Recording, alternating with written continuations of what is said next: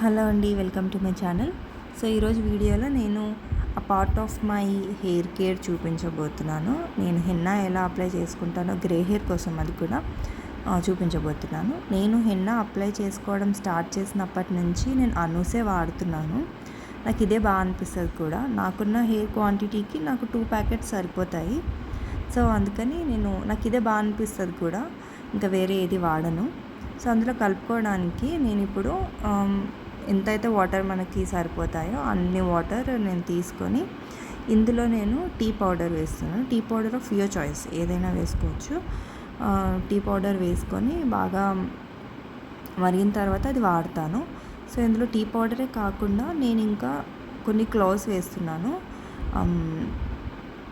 లవంగాలు వేస్తున్నాను. సో వేసిన తర్వాత బాగా మసలనివ్వాలి వాటర్ని. మనకు నార్మల్గా డికాక్షన్ చేసుకున్నప్పుడు ఒక ఫ్లేవర్ స్మెల్ వస్తుంది కదా, సో ఆ స్మెల్ వచ్చేంత వరకు వాటర్కి మంచిగా టీ పౌడర్ అదంతా పట్టే వరకు మసిలించుకోవాలి. మసిలిన తర్వాత దాన్ని ఒక గ్లాస్లో తీసుకొని ఆ వాటర్ని చల్లారనిచ్చుకోవాలి.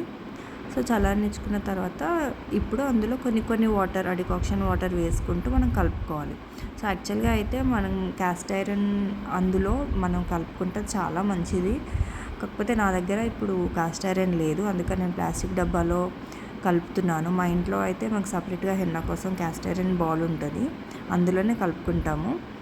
ఇక్కడ నాకు అవైలబుల్గా లేక నేను ప్లాస్టిక్ డబ్బా వాడాల్సి వస్తుంది. సో మీ దగ్గర ఉంటే మాత్రం ఖచ్చితంగా అందులోనే వాడండి. సో ఇలా కొన్ని వాటర్ వేసుకుంటూ ఆ డికాక్షన్ వాటర్ మంచిగా కలుపుకోవాలి. సో ఇది పౌడర్ అంతా బాగా కలిసేలాగా కలిపితే సరిపోతుంది, ఎక్కువ లిక్విడ్గా అవసరం లేదు. సో ఇలా కలుపుకున్న తర్వాత దాన్ని మనం ఓవర్ నైట్ కానీ లేదంటే ఒక 4 to 5 hours కానీ అలాగే నానబెట్టాలి మూత పెట్టి. సో ఒక 4-5 hours తర్వాత మనకి ఇలా కనిపిస్తుంది అనమాట. నేను దీన్ని ఒక 4 to 5 hours నానబెట్టి ఉంచాను. సో ఇలా అయిన తర్వాత నేను ఇందులో ఎగ్ వైట్ వేసుకుంటున్నాను. సో హెన్నా పెట్టుకుంటే హెయిర్ చాలా డ్రైగా అవుతుంది. సో అది కొంచెం నరిష్ చేయడానికి, కొంచెం స్మూత్గా ఉండడానికి కోసం నేను ఇందులో ఎగ్ వైట్ ఇంకా కొంచెం కర్డ్ వేసి, ఇది పెట్టుకునే ముందే పెట్టుకోవడానికి ఒక 10 minutes ముందు నేను వేసి కలుపుకుంటున్నాను.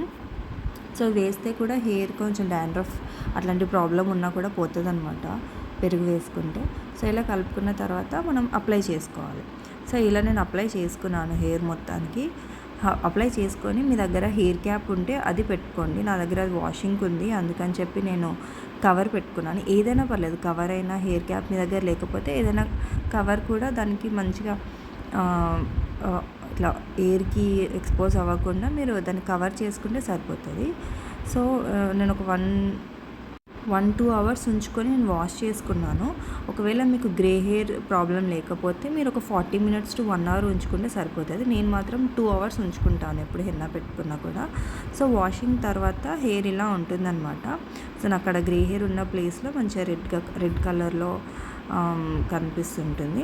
ఒకవేళ లేకపోతే మీకు హెయిర్ కలర్ ఏ కలర్ ఉంటే అదే కనిపిస్తుంది, కొంచెం బర్గండీ ఆ కలర్లో అనిపిస్తుంది.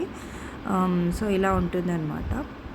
అండ్ గ్రే హెయిర్కి అలా రెడ్గా కనిపించడం ఇష్టం లేకపోతే కూడా మనం ఇది పెట్టుకున్న తర్వాత నెక్స్ట్ డే ఇండిగో కానీ బ్లాక్ హెన్నా కానీ అప్లై చేసుకుంటే అలా కనిపించదు అనమాట రెడ్ కలర్లో. So if you like this video, please do like, share and subscribe to my channel. Thank you for watching.